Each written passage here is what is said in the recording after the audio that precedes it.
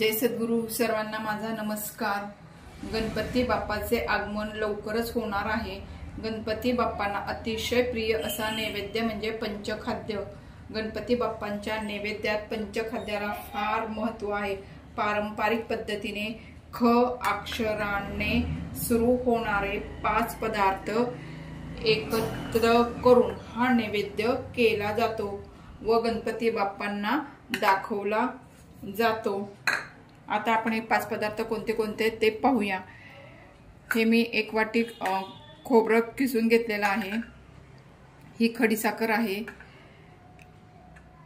ही 2 चमचे खसखस घेतलेले आहे।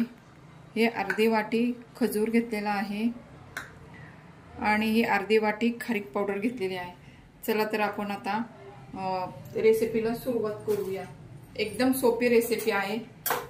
पहिल्यांदा गॅस चालू करते। खोबरं आहे ते पहिल्यांदा आपण भाजून घेऊया।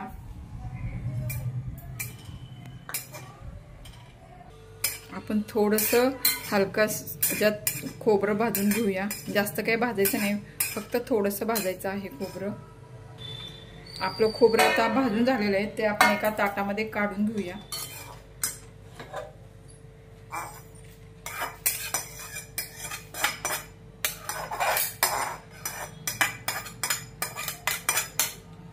त्याच कढईमध्ये आपण घेतलेली खसखस आहे ती पण भाजून घेऊया।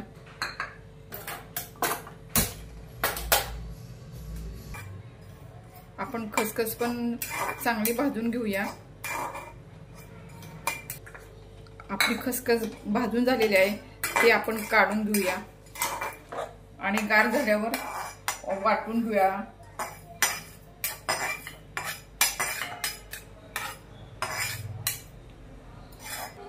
आपण खारीक पावडर पण भाजून घेऊया।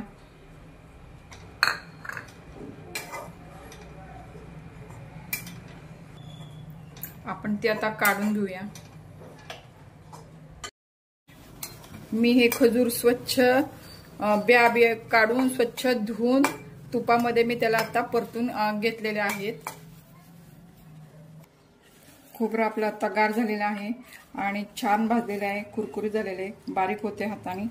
आणि खसखस पण मी वाटून घेतलेली आहे, ती पण टाकते त्यामध्ये। तुमच्याकडे जर खारीक पावडर जर नसेल तर तुम्ही खारीक आणून ती भाजून वाटून जरी टाकली तरी चालेल। आणि खजूर, त्या खडी साखर, हे सगळं आपण एकत्र करूया। आपलं हे पंचखाद्य तयार झालेलं आहे, त्याचे आपण लाडू करून घेऊया।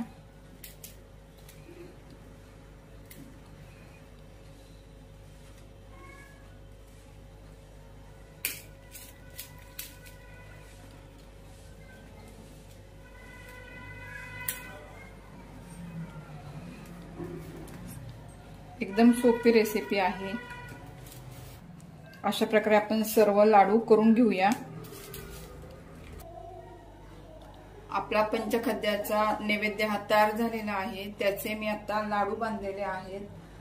अशा या पंचखाद्याचा नैवेद्य आपण गणपती बाप्पांच्या चरणी अर्पण करूया। गणपती बाप्पा मोरया। व्हिडिओ आवडल्यास व्हिडिओला लाईक करा, शेअर करा, सबस्क्राईब करायला विसरू नका।